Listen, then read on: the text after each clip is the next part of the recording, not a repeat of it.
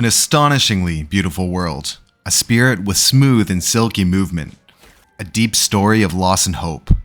Welcome to Ori and the Will of the Wisps. How's it? Naba here.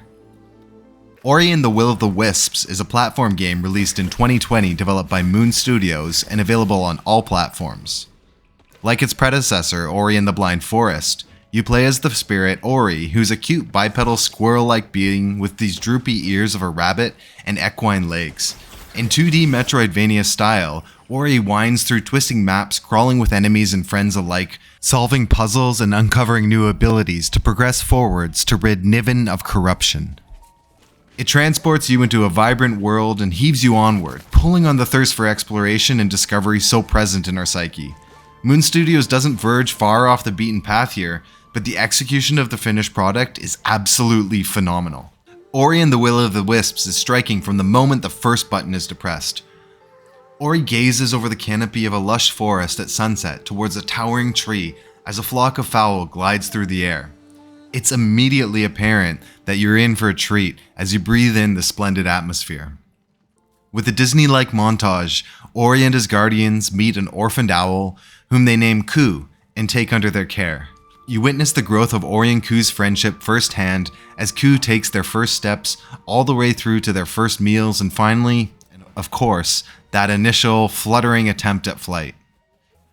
I'd love to get into the whole montage here, but doing so would probably ruin it for those who haven't seen it before, and I really recommend, even if you don't play the game, just to check out the montage somewhere on YouTube. The story being told isn't some visionary work or anything, but the way it's communicated is what draws us into the world. The expressiveness of the characters as we watch their triumphs and failures is palpable.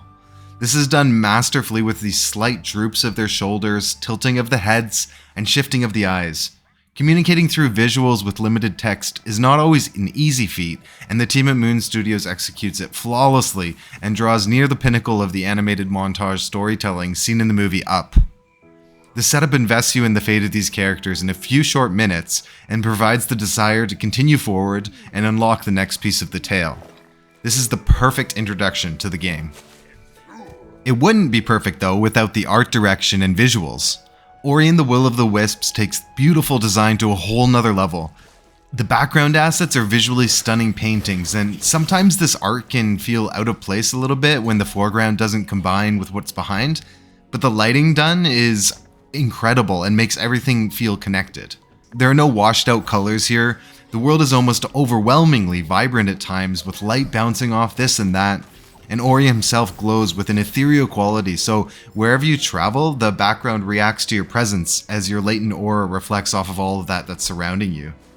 Not only that, but the background is animated, so flowers sway as you dash by and precarious outcrops creak under your weight as you land on them from great heights.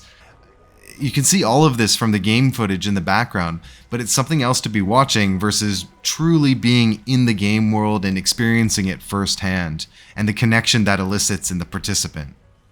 Now, we could end this right here, and the art alone makes it an experience, but it's further enhanced by the audio and the musical score, of course.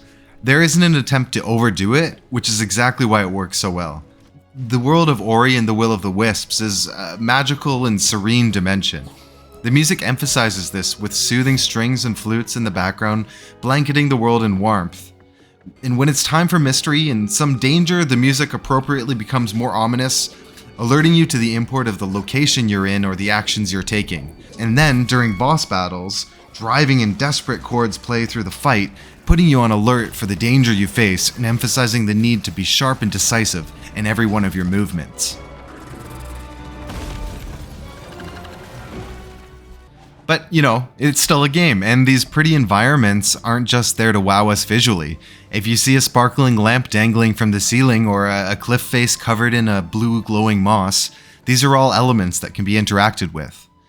We can't do this all at the start, of course. Like any Metroidvania, the game revolves around fighting through a maze-like world and gaining abilities which open up new areas for traversal and give you more options to deal with the challenges you come across, whether it be in battle or a tricky puzzle.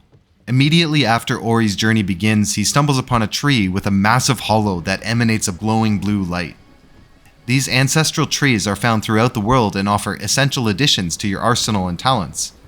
If you embrace and consume the light at this particular tree, you gain Ori's first ability, to conjure a blade of energy known as the Spirit Edge. This ethereal blade serves as your primary damage dealer throughout the game. Some of the other ancestral trees will provide you with the ability to flip forward in a sprightly dash, double jump, and use the ability to bash, which allows Ori to propel further by activating it when near an enemy or projectile. It never felt like one of these opportunities to expand your options was wasted, and each upgrade really helped and made you feel like a more powerful character. These skills that you're acquiring at the ancestral trees are supplemented by passive abilities that can be slotted into 3 slots, although this can of course be expanded throughout the game, and they're known as spirit shards. While some of these are the normal fare with effects like increasing damage at the cost of health or taking X% less damage, some of the spirit shards are extremely handy. My favorite was Sticky, which does, what you think it does and allows you to stick to walls indefinitely. It's of course possible to go through the game without the power-up and continuously jump off the wall when you're thinking about what to do next, but Sticky allows you to take a break and give you a chance to hang out, survey your surroundings, and make a decision about where and what you need to go to before moving on, instead of making a rash decision and maybe falling to your death. Another one of these spirit shards that I found really useful is Grapple, which is another active passive, and it gives Ori the ability to use Grapple on one enemy, which hooks him towards that creature. In a game where the maneuverability is very important, this addition to the moveset is of course extremely valuable, and it gives you more options to fight with and also to escape trouble. So these abilities and passives, they combine to create a really enjoyable feeling as you play the game and traverse the world. In the early stages, you hop around with your single jump, swinging your Spirit Edge, but soon your skills get fleshed out, and Ori is chaining combos, bouncing around the screen with a fluidity that you can really revel in. The developers did a very good job adding enough mobility options to allow the player almost zero downtime, with a toolkit that encourages agility by avoiding making the movement-related skills of Ori tied to your energy resources. Things like jumping and dashing cause no resource drain, but for skills like Ori's self-healing ability and the Spirit Arc, which is basically a bow, you need to consume energy to use. As enemies will drop both the resources to replenish your energy and health, there were only a couple times where I needed to backtrack in order to refill my resource so I could continue to proceed. So it never became a concern unless I ran out in the middle of the fight or something. And anyway, the energy pool and the health pool as well are able to be expanded by finding orbs throughout the world, which allow you to increase that from the base value from the beginning of the game. All of this would be for naught though if you didn't actually have to avoid anything, right? You'll encounter creatively designed enemies throughout the world, and while they aren't overly difficult in most cases, there's enough challenge to give you, a small feeling of satisfaction from overcoming them. If you end up dying as you do sometimes with a brilliant flash of light, the game resets immediately from a nearby checkpoint, ready for you to test it again. In the side-scrolling medium where a jumping puzzle sometimes needs to be timed just right, the ease with which you can pick right back up and retry is very well implemented. And even though you can be somewhat hard-pressed to actually fail against a small group of enemies, there are combat shrines in the game which offer more of a challenge and send waves and waves of creatures at you with limited time to regain your bearings or to heal your wounds, and with limited resources as well. Again, this isn't something that's going to strain many players, but these are fun interludes that offer a chance to deploy all of Ori's combat abilities and provide some challenge while also increasing the amount of shard slots that are available for Ori to use. The real difficulty comes from the platforming components, which has Ori chaining together jumps and grapples to reach a new location and unlock the way forward.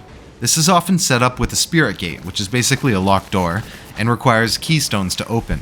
These keys are found nearby and require the use of all of Ori's moves to retrieve, with an emphasis on the skills you picked up most recently. This needs perfect timing and quick button presses to achieve the result, but it feels great to accomplish a transition or figure out how you need to approach the situation to get the keys. A really big plus here is that the developers don't make it too difficult to actually find where the keystones are in the first place. In some games, just finding where an item is located is the real struggle, and actually moving to the location becomes secondary. This type of setup can lead to a lot of frustration sometimes and develop into a player looking for a guide or looking through a guide outside of the game, which takes them out of the experience, and that's never really a good thing. But there's also the map, which really comes in handy here if you are having an ounce of trouble. In each area, you find an insect-like creature named Lupo who offers to sell the map of the area. Lupo is always easy to spot and usually comes very early in a new locale, so the layout of the caverns you're exploring is readily apparent after meeting him. When you look at the map, any areas you missed are shaded gray in the intuitive and easy to read map screen. So whenever you feel like you're stuck, a quick look here should be enough to right the ship and put you on your way again. It can also be helpful to find caches that you might have missed later in the game, as Lupo allows you to pay him for some more detail on the map as you move further. So, if you have followed the map now and you're unlocking spirit gates, you're eventually going to be led to the boss encounters, which put you up against monstrous creatures where the difficulty really spikes. I found these could be quite challenging actually, and I personally enjoyed it a lot. I tend to be overly greedy in these games. I don't know what it is, but I just want to keep getting that damage, and it hurts me a lot and causes me to die more than I should. But I could see the challenge turning off some of the players who aren't really ready to slam their head against a wall a few dozen times before they break through. That said, the quick execution of commands to just barely evade an incoming strike or to produce an opening for that one final kill shot is extremely rewarding, and you feel great after beating the bosses. This harkens to the Souls games, although of course it's not as challenging as them, where the enemies don't feel cheap. The movement in combat is precise, and you know that it was your mistake that got you killed, and your skill that allowed you to succeed. So after that tough battle, what are you going to do? Well, you head back to the Wellspring Glades to relax. This area is the safe haven in Niven, and provides a little bit of side progression to spice up the already superb game. The Wellspring Glades is a small village where the denizens of Niven are holed up to escape the decay that fell over the region. Here you'll meet Grom, who intends to rebuild the Glades to their previous brilliance. You exchange Gorlek ore with this Grom to do repair jobs throughout the Glade to open up access to different areas and upgrades within. It's not a required activity, but handing over the ore and watching the village become more and more developed and appealing is a fun side quest. This is further enhanced by interacting with Tully, the local horticulturalist, who accepts seeds from you to add some of the interactable vegetation found in other parts of Niven to the Glades. For pure practical purposes, the Glades also act as a hub where you can buy spirit shards from Twillin, an odd wizardly creature, acquire weapon upgrades from Ophir, who's a white-furred ape-like guardian, or dig into the details of your playthrough with Mote, the chameleon, who has been stealthily pursuing you across the game world, recording all of your actions. All of this provides a nice break in the pacing, where you can relax and tool up for the next venture into the dangerous parts of the world.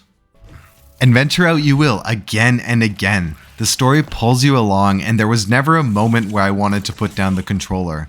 Like the montage at the beginning of the game, I'd love to get into the story here, but it really isn't something that I think should be explained by someone else, and you need to experience it yourself. The way the characters present themselves and the times when you're feeling sad or when, you're surprised at your reaction towards one of the characters was quite astonishing for such a, it's seemingly simple piece of work. I looked it up and I couldn't find if it had won any awards for story. It did win some other awards, but I can't imagine what other games would have been able to surpass it here. Despite it not being so deep and so overly involved, just the way it was presented and the way it was delivered was incredible. And that pushes you forward, and it means that there's always something more to discover in the game. You're driven to uncover how the tale evolves, what its ups and downs are, and what are its surprises. The characters are always real, they're always present, and they're always in your mind, and you feel a stake in the journey. And if that's not for some people, you might just want to sit back and look at the fabulous artwork around the next corner, only to be overawed, but the game manages to keep one-upping itself with the atmosphere and the beauty. And again, if those two elements aren't your cup of tea still, there's another thing for you. Ori and the Will of the Wisps takes the metroidvania formula of collecting power-ups and mobility assets and makes it feel perfect, with the smoothness and responsiveness of Control truly among the top of its class. Ori and the Will of the Wisps is definitely worth the price. It'll make you laugh, it'll make you cry, and you'll always want to hop, skip, and jump through Niven's world so you can experience the joy that is controlling Ori again and again.